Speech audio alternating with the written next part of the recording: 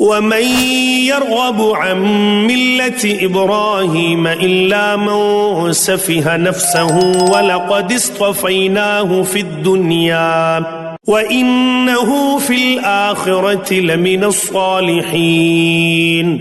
قال له ربه أسلم قال أسلمت لرب العالمين.